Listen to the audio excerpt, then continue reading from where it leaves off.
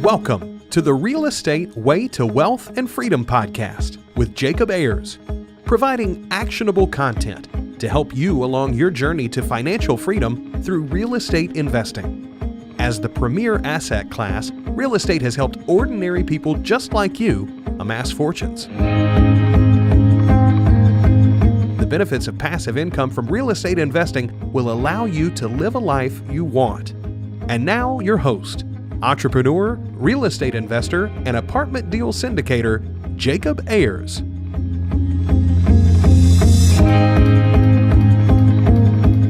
Hi, and welcome to the Real Estate Way to Wealth and Freedom podcast, episode 61. This is Friday Fundamentals with your host, Jacob Ayers. Today's Friday Fundamental is grow your mindset to grow your portfolio.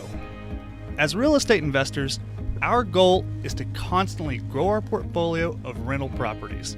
Starting out, this process may seem relatively quick for some. You might buy your first property and soon after, another and another. Eventually, you'll start running out of capital to invest. As a real estate investor, if you haven't already, you will eventually run out of your own money to invest in deals. That's just the nature of the game. Those who understand this are far better off as they realize the importance of raising money for deals. This is why we have focused heavily on syndication and raising money on this show. While raising money through syndication or crowdfunding are great ways to continue expanding your portfolio, there are a couple methods that are often overlooked. What if I told you that you have the ability to unlock capital you didn't know you had? Well, you do.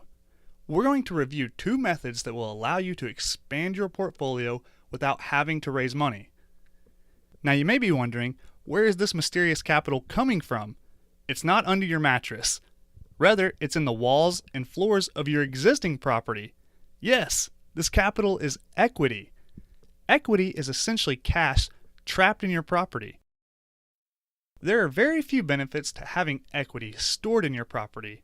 In fact, the benefits of removing equity far outweigh any advantages to keeping large stakes of equity in your property. The first method of expanding your portfolio is doing what is called a cash-out refinance. What is a cash-out refinance? According to Investopedia, a cash-out refinance is a mortgage refinance transaction in which the new mortgage amount is greater than the existing mortgage amount, plus loan settlement costs. The purpose of a cash-out refinance is to extract equity from the borrower's property. A cash-out refinance is an alternative to a home equity loan. Let's look at an example scenario. In this example, let's say you bought a $100,000 property. After 5 years, the property has appreciated a total of 25% to a value of $125,000. In that time, you've paid down the principal of your loan to, let's say, $90,000. Your equity is the value of the property minus what you owe. So in this case, your equity is $125,000 minus $90,000, which is $35,000 of equity. By doing a cash-out refinance, you can access this equity and invest in another property. Cash-out refinances are a great alternative to selling a property as you get to maintain ownership and profit from the appreciation. If you do sell a property, be prepared to pay taxes on the profit you make. If you hold the property for greater than 1 year, you'll have to pay capital gains tax. However, you can avoid paying the capital gains tax by using a 1031 exchange. So what is a 1031 exchange? Once again, according to Investopedia, a 1031 exchange is a section of the U.S. IRS code that allows investors to defer capital gains taxes on any exchange of like-kind properties for business or investment purposes. Taxes on capital gains are not charged on the sale of the property if the money is being used to purchase another property. The payment of the tax is deferred until the property is sold with no reinvestment. You might need to sell a property due to loan limits, moving markets, or a number of other reasons. By avoiding capital gains tax, you'll save yourself 15 to 20% depending on your tax bracket.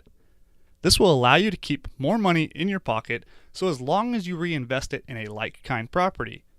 By using a 1031 exchange, you can use your equity in your existing property to invest in a larger property, thus increasing your amount of real estate you control and presumably increasing your cash flow. Every investor hits a ceiling using their own money. The best investors use creative strategies to maximize their ability to control more and more real estate.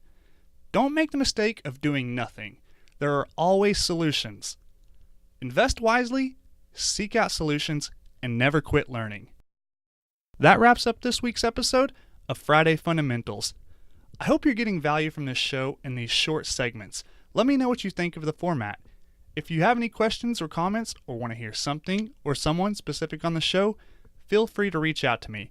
You can contact me at www.jacobayers.com/contact or connect with me on Facebook at The Real Estate Way to Wealth and Freedom. Till next week, signing off, I'm your host, Jacob Ayers. You've been listening to the Real Estate Way to Wealth and Freedom podcast, providing you actionable content to build your real estate empire. Nothing on this show should be considered specific, personal, or professional advice. Please consult an appropriate tax, legal, real estate, financial, or business professional for personal advice. The opinions of guests are their own. Information is not guaranteed. All investment strategies have a potential for profit or loss. The host is operating on behalf of the Real Estate Way to Wealth and Freedom, LLC, exclusively.